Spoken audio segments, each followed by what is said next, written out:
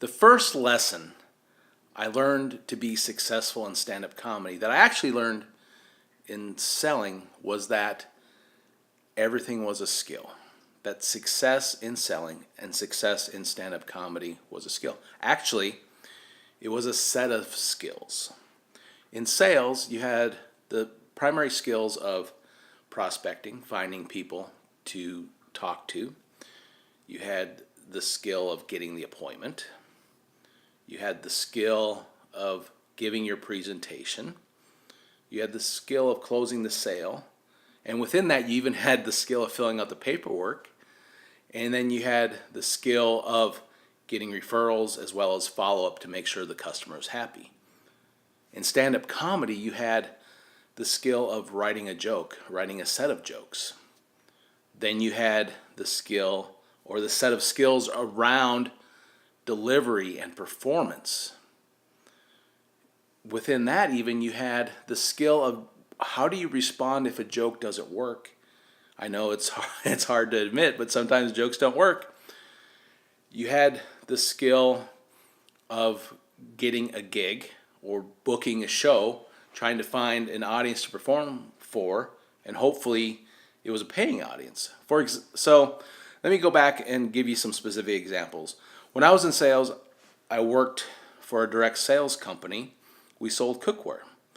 One of the primary ways that we found people to do demonstrations for was to go door to door. We would go door to door, knocking on doors, and giving away salads. Now we would practice that script. We would practice what we were going to say in the office so that we weren't improvising when we actually got to the door.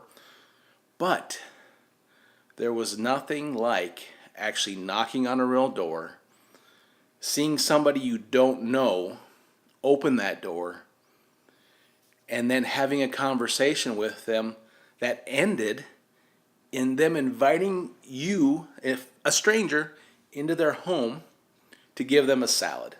First of all, how weird is that, right? So no matter how much we practiced that skill in the office, how much we rehearsed it, there was nothing like being in front of a live audience to have to do that and be successful at it, but it was a skill that you had to develop if you wanted to be successful. Similar in comedy, you would sit down at the coffee shop, write your jokes, write your material, try to make it funny, but the only way you know if it's funny is if you're in front of a live audience. You could go to an open mic, or you could, if you were taking a class, you could perform it for the other students, but in those settings you often didn't get a laugh because in that environment, in open mic, they're mostly comics. In class, they're also comics, and everybody's very cerebral trying to figure out what the structure is or what you're trying to say. So the only way to know for sure is if your material worked was to be in front of a live audience. And that's one of the reasons I joined Toastmasters, was I knew I needed to have a real audience, well, kind of real.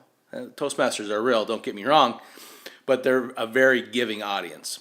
But they were helpful for me to develop material, and I could try it out on them in a pseudo-real setting.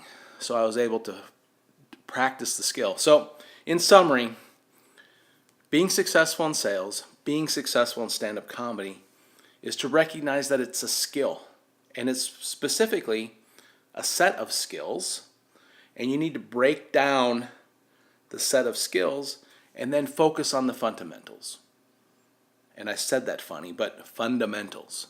In sales, the fundamentals are prospecting, finding people to present to, getting the appointment, performing the presentation, handling the close or dealing with objections, doing the paperwork, and following up and getting referrals. In stand-up comedy, writing your material, performing your material, getting the laughs, and then getting the gigs, getting the engagements, and then hopefully part of that is getting paid. I hope you enjoyed the breakdown of the skills involved in sales and in stand-up comedy. See you on the next lesson.